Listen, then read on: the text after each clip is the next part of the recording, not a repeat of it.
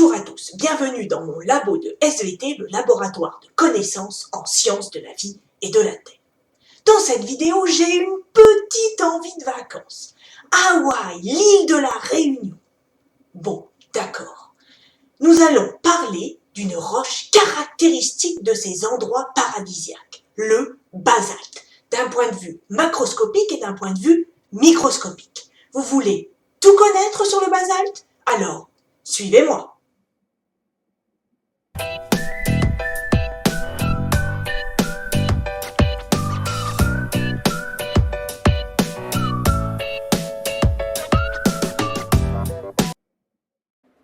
Nous avons ici une roche où les minéraux sont peu visibles à l'œil nu et sont noyés dans une pâte. On parle de roche à texture microlithique. On distingue toutefois quelques gros cristaux que l'on appelle des phénocristaux.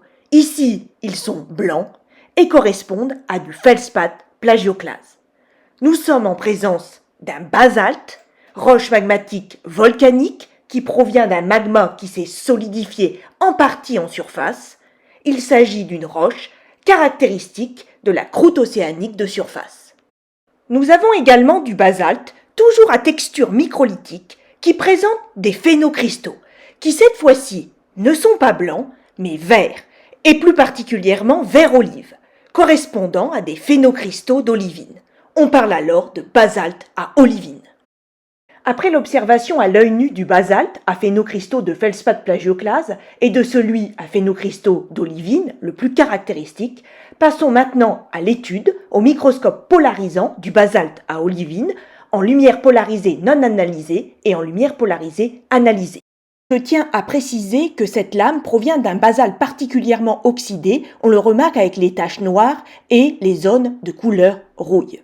On distingue en LPNA un minéral incolore, craquelé, qui, en LPA, polarise dans le deuxième ordre, en couleur, avec des teintes vives de polarisation. On parle de manteau d'arlequin. Son extinction est droite. À chaque fois que l'on tourne la platine, ce minéral s'éteint avec un angle de 90 degrés. Retournons en LPNA, où nous remarquons que ces minéraux d'olivine sont de grande taille, ce sont les phénocristaux. Ils sont noyés dans une pâte avec de petits minéraux appelés microlithes.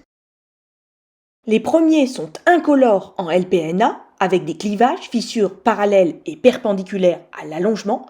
En LPA, ils polarisent dans le premier ordre, noir, blanc, gris, et forment de petites baguettes à aspect zébré. On parle de macles, et plus particulièrement de macles polysynthétiques.